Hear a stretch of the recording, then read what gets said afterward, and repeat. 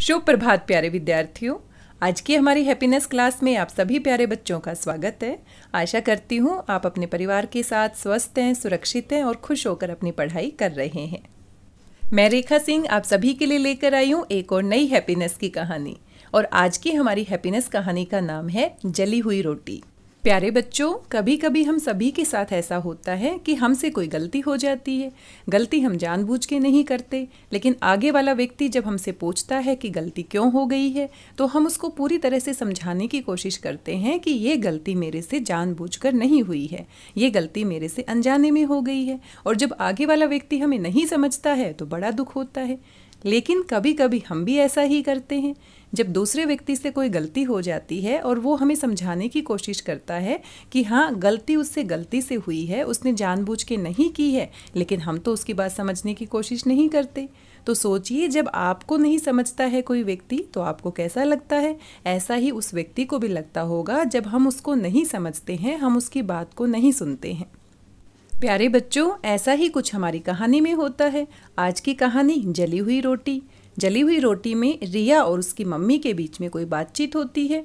और क्या क्या बातचीत होती है, क्या क्या घटना घटित होती है, आइए पढ़ते हैं और समझते हैं।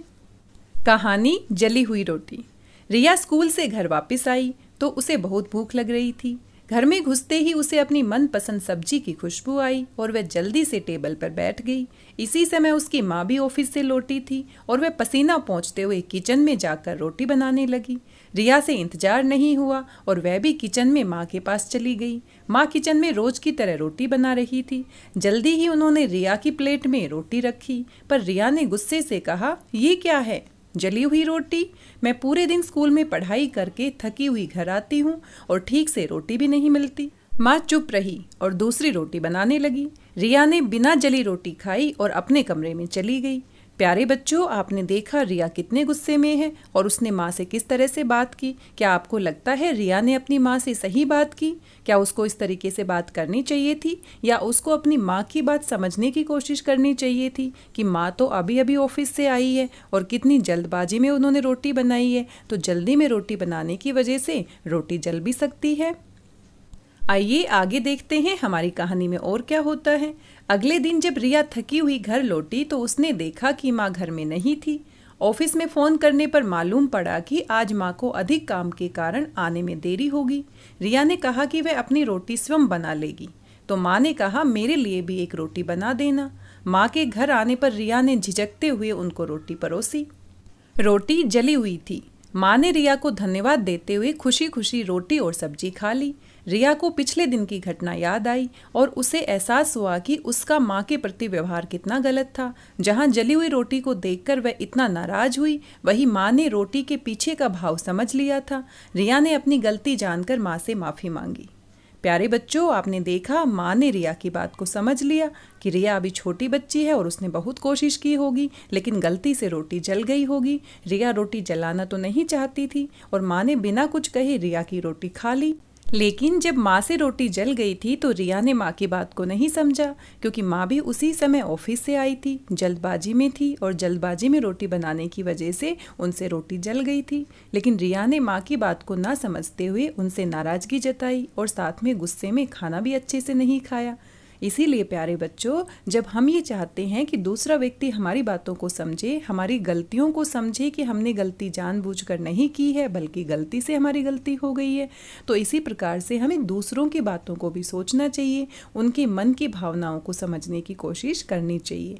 कभी कभी आपके मम्मी पापा आपको डांट देते हैं और डांटते हैं तो आपको बिल्कुल अच्छा नहीं लगता, लेकिन आपको समझना चाहिए कि वो डांट क्यों रहे हैं। हो सकता है कि आपने कोई शैतानी की होगी, हो सकता है वो आपको पढ़ने के लिए बोल रहे हैं लेकिन आप उनकी बात नहीं सुन रहे हैं। तो जब कोई व्यक्ति आपके साथ कोई व्यवहार करता है या उससे कोई गलती हो जाती है तो हमें उसके मन की भावनाओं को समझने की कोशिश करनी चाहिए, क्योंकि जब हमारे मन की बात कोई नहीं समझता तो हमें कितना बुरा लगता है, तो वैसा ही दूसरे व्यक्ति को भी बुरा लगता है जब हम उनके मन की बात को नहीं समझते। यहाँ पर माँ को भी बुरा लगा होगा, लेकिन माँ ने रिया को कुछ नहीं कहा, लेकिन रिया को बाद में अपनी गलती का एहसास हो जाता है। प्यारे बच्चों, क्या आपके छोटे भाई बहन या आपके परिवार के किसी सदस्य से कोई गलती हो गई हो और आपने उनकी गलती को कैसे गलती हुई है ये बात समझी हो, तो ऐसी कोई घटना आपके साथ हुई है तो आप हमारे साथ साझा कर सकते हैं, या आपकी कक्षा में आपका कोई सहपाठी है, आपका कोई क्लासमेट है, उससे कोई गलती हो गई है और आपने उनकी भावनाओं को समझा हो, ऐसी कोई घटना है तो आप हमारे साथ साझा कर सकते हैं। प्यारे बच्चों, आपके घर में कोई ऐसा सदस्य है जो आपकी हर बात को समझता है, आपके गलती करने पर भी आपको समझ जाता है, उसका नाम आप बता सकते हैं, उसकी कोई घटना आप साझा कर सकते हैं। साथ ही आपसे कुछ और सवाल हैं। क्या आपके घर में माँ जो भी बनाती है आप उसे खुशी खुशी खा लेते हैं? यदि हाँ तो क्यों? जब माँ आपके घर में खाना बनाती है तो जैसा भी बनता है तो आप खुश होकर खा लेते हैं, ऐसा क्यों करते हैं? क्या आपके घर में माँ जो भी बनाती है आप उसे खुश होकर नहीं खाते? क्या ये ठीक है? या फिर आपके साथ ऐसा हुआ है कि आपने कभी माँ ने खाना बनाया हो और आपने खुश होकर नहीं खाया हो, या आप भी रिया की तरह नाराज हो गए हो? ऐसी कोई घटना आपके साथ हुई है तो आप हमारे साथ साझा कर सकते हैं। क्या दूसरे जानबूझकर गलती करते हैं? यदि हाँ तो क्या आप उनके भाव या नीयत को जानने और समझने की कोशिश करते हैं कि आगे वाले व्यक्ति ने जानबूझ के गलती की है या फिर नहीं की? क्या आप गलती जानबूझकर करते हैं? यदि हाँ तो क्यों करते हैं? यदि नहीं तो क्यों नहीं करते हैं? इन सभी सवालों के बारे में आप सोचिए, साथ में कहानी को अपने परिवार के सदस्यों के साथ साझा कीजिए, उनके साथ कहानी को शेयर कीजिए और इन सभी सवालों के उत्तर हमारे साथ साझा कीजिए। आपके उत्तरों का हमें बेसब्री से इंतजार रहेगा। आइए देखते हैं आपके द्वारा भेजे गए ऑडियो और वीडियो। हैप्पीनेस की स्टोरी में हमें जो क्वेश्चन दिया गया था, हम किसको धन्यवाद करना चाहते हैं? मैं किसानों को धन्यवाद कहना चाहती हूँ, क्योंकि वो ना होते तो हमें अनाज नहीं मिलता खाने का, और वो खुद भी खाना नहीं खाते हैं, हमारे लिए करते हैं। उन्हें ज़्यादा पैसा भी नहीं मिलता और वो भूखे रह जाते हैं और हम पेट भर के सो जाते हैं, उनके बारे में कभी नहीं सोचते। उनको मैं धन्यवाद कहना चाहती हूँ बहुत बहुत। Hello friends, my name is मैं क्लास 4 से हूँ, स्कूल ऑफ नंदकारका जी। आज मैं हैप्पीनेस एक्टिविटी करने जा रहा हूँ। हैप्पीनेस एक्टिविटी में हमें सबसे पहले आरती पालती मारकर हमें जो जगह सबसे पसंद है और जिसमें आरामदायक होती है जगह, वहाँ पर बैठना है। जैसे मेरे को ये जगह सबसे पसंद है और आरामदायक लगती है मुझे, तो मैं यहाँ पर बैठा और हमें अपने पेट पर हाथ रखना है और हमें अपने खाली सांस पर ध्यान देना है कि हम जब सांस अंदर लेते हैं तो हमारा पेट आगे को जाता है या पीछे को।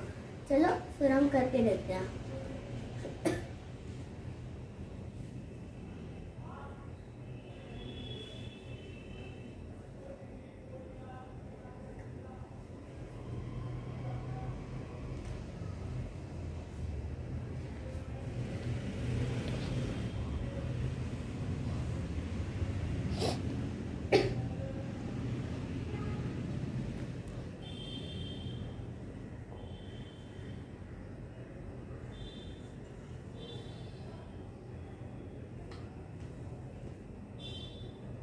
अब हमें अपनी आंखें धीरे धीरे खोलनी है और बताना है कि हमने जब अपनी सांस अंदर करी तो हमारा पेट कहाँ फूला या अंदर हो गया। हमारा पेट जब हमने सांस अंदर ली तो फूला। हमारा पेट जब हमने सांस अंदर ली ये इसलिए फूला क्योंकि हम कोई चीज अंदर हम लेते जा रहे हैं लेटे तो पेट हमारा हवा से फूलने लगता है। और जब मैंने सांस बाहर छोड़ी तो मेरा पेट दोबारा अंदर जाने लगा अपने आप। हमारा पेट इसलिए अंदर गया जब मैंने सांस छोड़ी, इसलिए क्योंकि जब हमने सांस अंदर ली तो हमारा पेट हवा से फूलने लगा और जब हमने सारी हवा बाहर निकाली तो पेट पहले जैसे पतला हो गया। हमारा पेट पतला हो गया। थैंक यू अदीवा और मयंक अपने विचार हमारे साथ साझा करने के लिए, अपना एक्सपीरियंस हमारे साथ साझा करने के लिए। आज की हैप्पीनेस क्लास में बस इतना ही। मिलते हैं अगली हैप्पीनेस क्लास में एक और नई कहानी के साथ। तब तक स्वस्थ रहिए, व्यस्त रहिए, मस्त रहिए और खुश होकर पढ़ते रहिए। Thank you very much.